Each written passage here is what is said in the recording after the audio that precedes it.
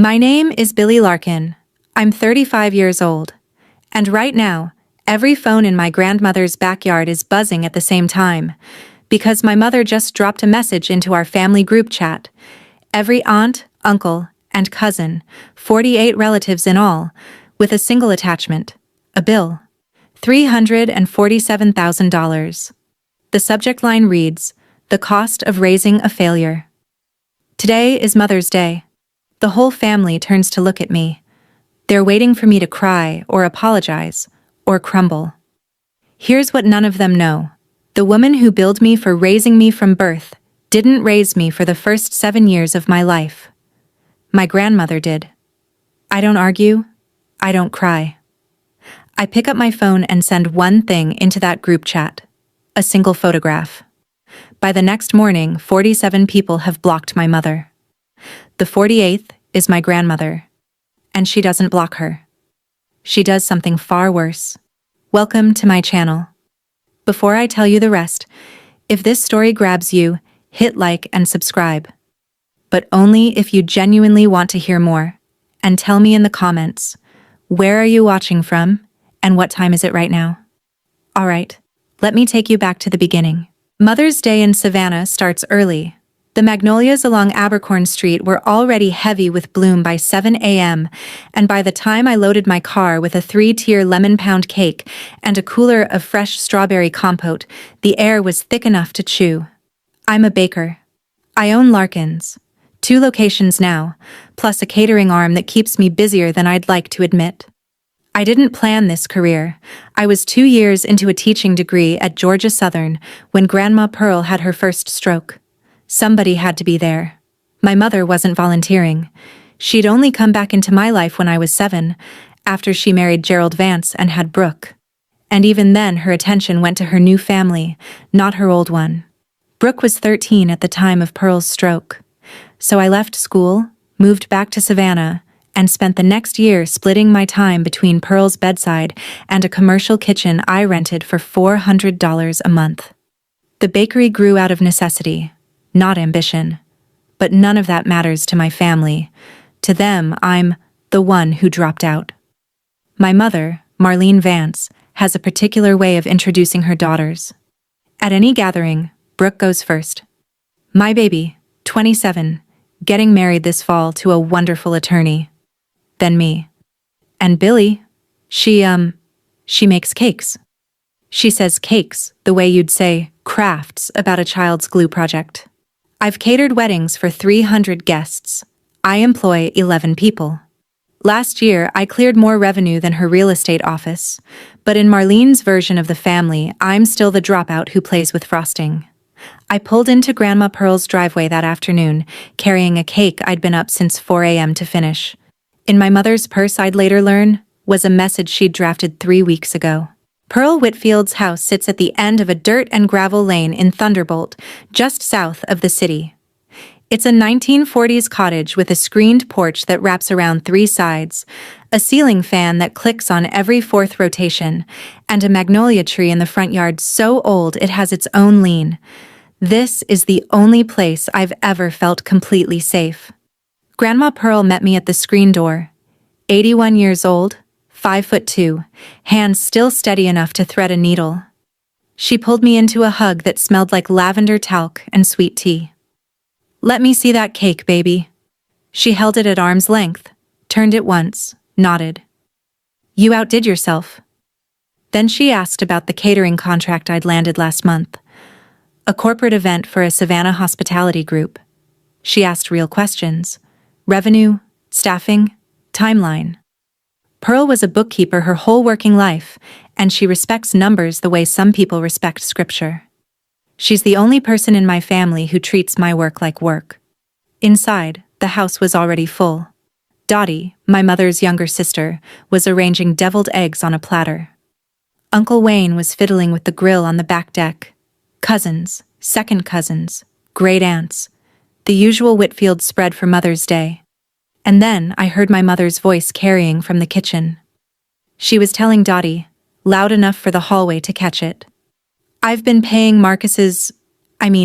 paying for everything on my own for years. Nobody helps me. Nobody. I stopped walking. Because that wasn't true. And Grandma Pearl, standing right behind me, squeezed my hand once under the dish towel. She knew it too. Here's the thing about a lie repeated long enough. It stops sounding like a lie. For weeks before Mother's Day, my mother had been working the phone tree. A comment here, a sigh there. Billy never comes around. Billy hasn't offered a dime for the wedding. I sacrificed everything, and what do I get? By the time the family gathered at Pearl's, the verdict was already in. I could feel it in the way people looked at me, a half-second too long, a smile that didn't reach the eyes. My cousin Tanner, 24, tried to be casual about it.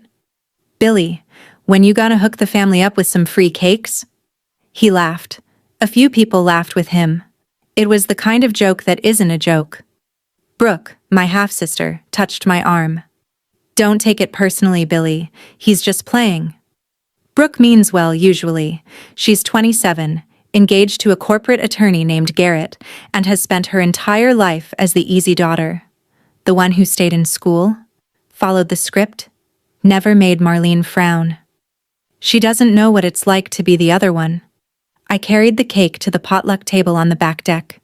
Sweet tea in glass pitchers sweating in the heat. Paper plates, citronella candles, a portable speaker playing gospel. Cicadas screaming from every live oak in the yard. Then every phone at the table buzzed at the same time. I felt mine vibrate in my back pocket. So did Dottie. So did Wayne. So did the cousins at the kids' table. 48 phones, 1 notification. I pulled mine out. Group chat. Whitfield family. Sender. Mom. And at the top of the message, a single word. Invoice. My mother set her glass of sweet tea down, smiled, and said, "Everyone, check your phones for me." I opened the message. The document was formatted like a professional invoice. Itemized, numbered, with a header she must have spent hours designing. It read, Marlene Vance, Statement of Account.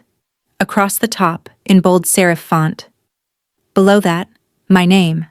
And then the line items, prenatal care and delivery, $9,000. Infant and toddler care, ages 0 to 3, $22,000. Childhood expenses, ages 4 through 7, $38,000. School years, ages 8 through 18, $96,000. Years I gave up for you, $90,000. College fund you wasted, $40,000. Emotional labor, 35 years, $52,000. Total, $347,000. At the bottom, in red text, pay it or admit to this family what you've always been. A failure I raised at a loss. I read it twice. The numbers were absurd, inflated, invented, pulled from nowhere. But the audience didn't care about accuracy. They cared about the performance, and Marlene had given them a performance. Around the table, people were scrolling through the invoice on their phones. Some shook their heads slowly. A few glanced at me with pity. Others wouldn't look at me at all. My mother sat across the table with her ankles crossed and her chin lifted. She looked like a woman who had just delivered a closing argument. Then I read the line again. Ages 0 to 3, 22,000. Ages 4 through 7, 38,000. She billed me for years she wasn't even there. She charged me for diapers she never changed, for bottles she never warmed, for nights she never sat up through. Those were Grandma Pearl's years, and Marlene just invoiced them as her own. I set my phone face down on the table. The cicadas hadn't stopped. The ceiling fan on the porch still clicked on every 4th rotation, but the air felt different now. Heavier, tighter, like the minutes before a summer storm rolls in off the coast. I ran the math in my head the way I do when a vendor shorts an order. If I say nothing, 48 people walk away believing I'm ungrateful, that I took and never gave back, that I wasted my mother's investment by dropping out of school, even though I left to take care of Pearl when nobody else would. My reputation in this family, already thin, goes to 0. And my daughter Lacey, 4 years old, asleep in her car seat in the driveway because Sam was going to bring her in after her nap. Lacey grows up hearing that her mama was the family burden. If I fight back the wrong way, if I scream, if I cry, if I call Marlene a liar in front of everyone, I become the dramatic one. The ungrateful daughter who can't even handle the truth on Mother's Day. Marlene wins either way. That's the design. She picked Mother's Day because who argues with their mother on Mother's Day? She sent it to 48 people because a crowd is a jury, and she'd already been coaching the witnesses for weeks. My Aunt Dottie leaned across the table. "Honey, do you want to say something?" I looked at her. I looked at my mother. Then I looked at the invoice again. Ages 0 to 7. She billed me for $60,000 worth of parenting she did not do. And somewhere in my phone, in a folder I haven't opened in months, was a photograph that could prove it. Under the table, I felt a hand close around mine. Pearl. She didn't say a word. She just held on. Firm, dry, steady. The same grip that used to walk me across this yard when I was 3. She knew what was in that invoice. She knew what years 0 through 7 really looked like. She was there. She was the only one who was there. I squeezed back. Here's what I decided in that moment. I wasn't going to narrate my childhood to a table full of people who'd already made up their minds. I wasn't going to list the nights Pearl rocked me to sleep, or the mornings she braided my hair before Head Start, or the summer she taught me to read, using the labels on canned goods because she couldn't afford picture books. No, telling people a story gives them room to doubt. Showing them doesn't. I had one photograph. I knew exactly which one. It was taken right here, on this porch, on a Mother's Day 33 years ago. Me, 2 years old, on Pearl's hip, both of us squinting in the sun. Behind us, the same magnolia, 20 feet shorter. In the photo, there is no Marlene. She was gone. She had been gone for over a year. And Pearl was holding me the way mothers hold their children when there is no one else to do it. I kept my voice even. "Mom, your invoice says you raised me from birth." Marlene tilted her chin higher. "That's right. Including ages 0 to 7. Every single day." I nodded slowly. "All right." I unlocked my phone, opened the camera roll, scrolled to a folder labeled Pearl. And I knew. She billed me for years she wasn't even there. Marlene spoke first. "Well, Billy? You read it?"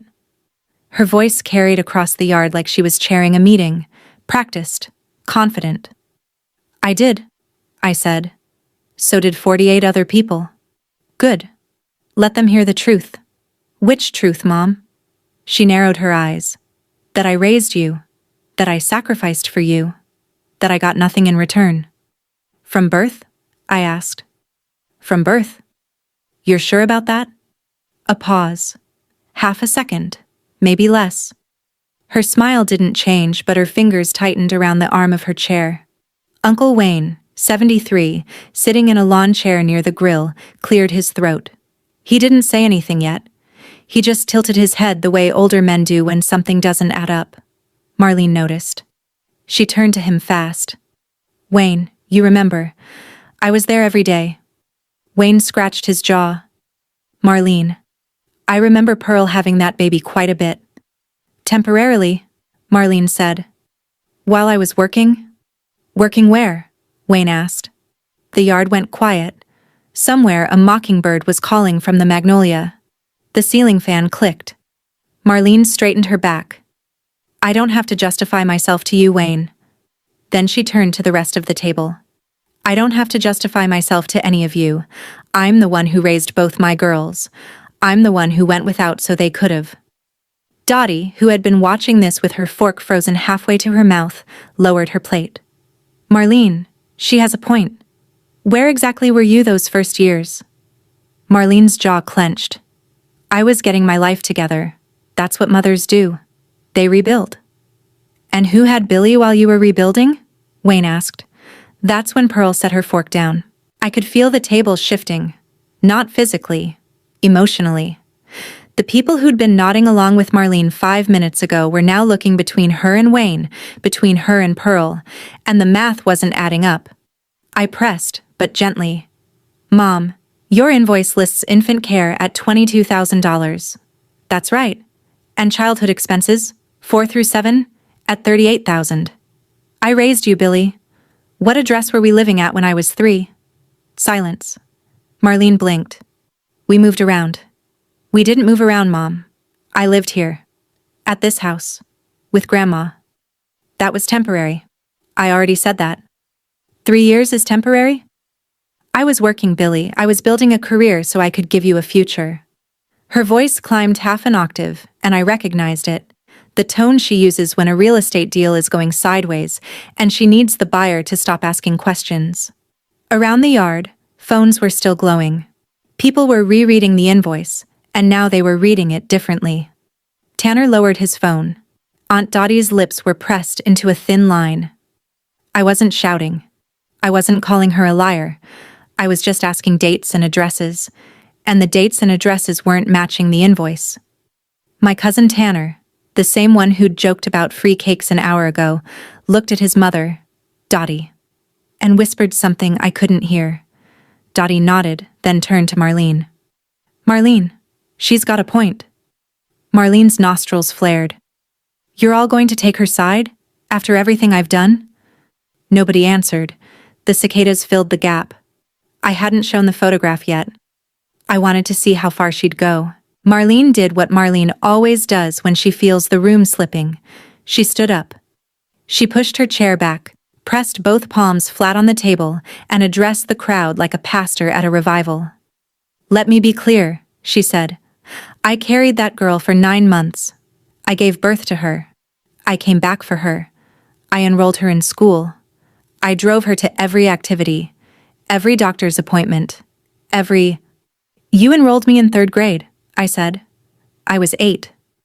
Another silence.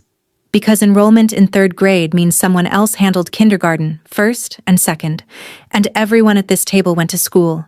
They know the timeline. Marlene's voice sharpened. You are twisting everything. I'm not twisting anything. I'm stating a grade. Brooke, sitting next to Marlene, looked at her mother with an expression I hadn't seen before. Not anger, confusion. Mom, you always said you raised Billy alone from the beginning. I did. Then who enrolled her in kindergarten? Marlene turned to Brooke. Sweetheart, this isn't your concern. It's a simple question. The backyard felt smaller now. The potluck table, loaded with casseroles and cornbread and the lemon cake I'd been up since 4 to bake, sat between us like a referee's desk. Pearl stood. Not fast. She's 81 and her knees aren't what they were. But when Pearl Whitfield stands, people notice. She didn't say a word. She walked into the house through the screen door, and we all heard the spring creak and slap shut behind her. 30 seconds later, she came back out. In her hands, a shoebox. Old, bent at the corners, held together with a rubber band. She set it on the table between the sweet tea pitcher and the deviled eggs. Nobody touched it. The shoebox sat there like a witness waiting to testify, and every eye at the table tracked it. Pearl stood behind her chair, one hand resting on the back. This box, she said, has been in my closet for 30 years. Inside it are photographs, letters, and every receipt I kept from the time Billy was born until the day Marlene came back for her. Marlene's face went pale under her foundation. Mom, don't. Hush. Pearl didn't raise her voice. She didn't need to. She had a way of saying hush that made it sound like the final word in an argument, not a request, a ruling. I kept these because I'm a bookkeeper. That's what I do. I keep records. She looked at me. Billy, do you want me to open this? I shook my head. Not yet, Grandma. Let me handle this first. She nodded once and sat back down. But the box stayed on the table, rubber band still in place, right next to the sweet tea. I watched Marlene stare at it. She knew what was inside. She had to, because she was there when most of it was written. And the thing about records kept by a woman who spent 40 years balancing ledgers for a living is that they don't lie. They don't exaggerate. They don't round up for emotional labor. They just sit there, in a shoebox, quiet and exact, until someone needs them. Brooke leaned over and whispered to Marlene, I couldn't catch the words, but I caught the tone. It was the first time I'd heard Brooke whisper to our mother in a way that sounded like a question instead of an agreement. The shoebox hadn't even been opened, and it was already changing the air. I looked at my phone again. The group chat notification count was climbing. People who weren't at the cookout, cousins in Atlanta, an aunt in Jacksonville, Pearl's brother's kids in Macon, were responding. Most of them with question marks. A few with, "Marlene, what is this?" One from a great-uncle. "This seems excessive." My mother had sent that invoice to 48 people because she wanted a jury. She wanted the weight of the whole Whitfield family pressing down on me until I cracked and apologized. But here's what she miscalculated. A group chat doesn't just go one direction. Once you open that door, everyone walks through it. And not everyone walks your way. I did a quiet inventory. Of those 48 people, at least 12 were old enough to remember the years Pearl had me. Wayne remembered. Dottie half remembered. Pearl's brother Gerald, 79, living in Macon. He remembered. These weren't strangers. These were people who'd driven to this same house 30 years ago and seen a baby on Pearl's hip and no Marlene in sight. They just hadn't talked about it. Because families don't talk about the things that matter most. They talk about potato salad recipes and who's bringing the folding chairs. Marlene assumed silence meant agreement. She was wrong. Silence just meant nobody had a reason to speak up. Until now. Brooke pulled her phone out and scrolled through the chat. "Mom," she said quietly, "people are asking questions." "Let them ask," Marlene said. But her voice had lost half a decibel of confidence, and I caught it. So did Pearl. I wasn't ready to send the photograph yet. I needed Marlene to commit a little deeper. Because every word she said now was another word she couldn't take back. The heat was climbing. 5:30 p.m. in coastal Georgia, and the sun was still heavy, pressing through the porch screens, throwing long shadows across the table. The citronella candles were starting to pool. Somewhere behind us, the grill popped and hissed where Wayne had left the lid open. This is the part where I need to slow down. Because what happened next didn't happen fast. It happened in the specific, dragging, suffocating way that family confrontations do, where every second stretches and everyone is watching and no one blinks. Marlene stood again. She tapped her glass with a spoon. The same move she uses at church luncheons when she wants a room's attention. "I want to say something to everyone here and everyone in the chat." The yard went still. Even the cicadas seemed to pull back. My daughter Billy has had every opportunity I could give her. I paid for her birth. I paid for her childhood. I helped with college before she quit. And what has she given me? Nothing. Not a dollar. Not a thank you. Not even a visit on most holidays. She paused for effect. So today, on Mother's Day, I'm asking her, in front of all of you, to either make it right or admit what she is. Tanner had his phone up, filming. 2 other cousins did the same. Marlene pointed at me. "Billy, stand up." I didn't stand. "Say it," she said. "Say thank you, Mom, for everything you sacrificed." I looked at her. No. The word sat in the air like a stone dropped into a pond. No. No. Because the invoice is wrong. And you know it. Marlene didn't flinch. She turned to the table like a lawyer presenting to a jury. "You see this? 35 years and she can't even say thank you. This is what I've dealt with. A daughter who left school, opened a little bakery, and acts like the world owes her something." A few relatives shifted uncomfortably, but a few others, the ones Marlene had primed for weeks, nodded. My mother's younger cousin, a woman named Patsy, spoke up from the far end. "Billy, it's Mother's Day. Just say you're grateful." "I am grateful," I said. "To the person who raised me." Marlene's smile faltered. "I raised you." "Mom." I kept my voice level. "You sent a bill for $347,000 to 48 people and called me a failure. On Mother's Day, in front of my grandmother, the woman who actually— Don't you dare." Marlene's voice cracked for the first time. Not from emotion, from control slipping. "Don't you dare sit there and pretend I wasn't your mother. I'm not pretending anything. I'm asking you to be honest about the timeline. I was there. She shouted it. The yard absorbed it. A child at the far table started crying. Brooke put her hand on Marlene's arm. Mom, sit down, please. Marlene shook her off. Her eyes were wet now, and her lip was trembling, and for a half second I saw something underneath the performance. Something raw and human and desperate. She needed this to be true. She needed the story she'd told for 30 years to hold, because if it didn't, then what was left?